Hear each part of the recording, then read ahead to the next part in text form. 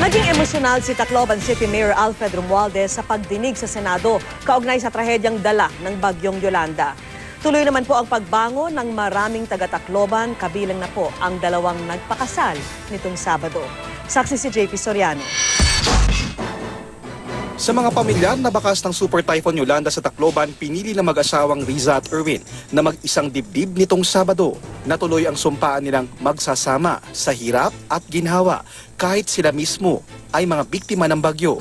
Umabot talaga sa punto na walang kasalan na magaganap. Yung gagawin namin to rescue our family. We just hope na yung ginawa naming pagpuso ng wedding, it will give hope to the entire Tacloban na pwede pa palang go on with our lives. Pag-asa rin ang mensahe ng ilang ni-record na awit para sa mga biktima ng bagyo mula sa bangon kaibigan ng ilang kapuso artists hanggang sa Lead Me Home ni American Idol Season 11 runner-up Jessica Sanchez. Lead me to my second home, which is the Philippines, to back to my people, to give back, and to be there for them. Pero mahigit isang buwan matapos ang trahedya, malalim pa rin ang sugat na iniwan ng bagyong Yolanda sa mga naulila at nawala ng tirahan.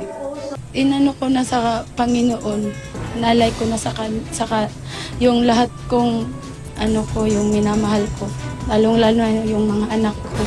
Sana maganda na yung nila doon, lagayan. Hope, happy na sila doon. Yun lang.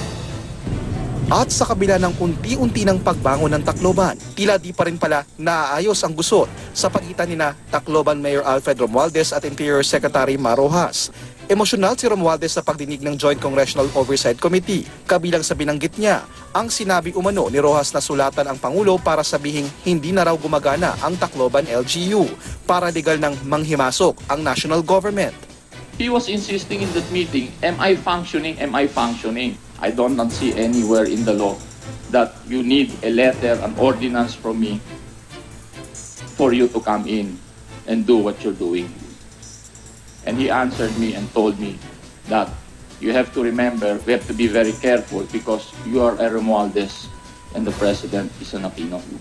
Huli raw ang pagpapadala ng gobyerno ng mga dagdag na pulis at sundalo para pigilan ang gulo kasunod ng bagyo. We kept begging for more help.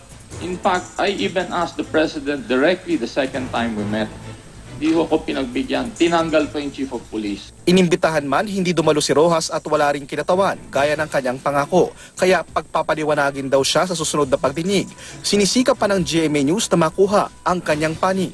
Ako si JP Soriano, ang inyong saksi.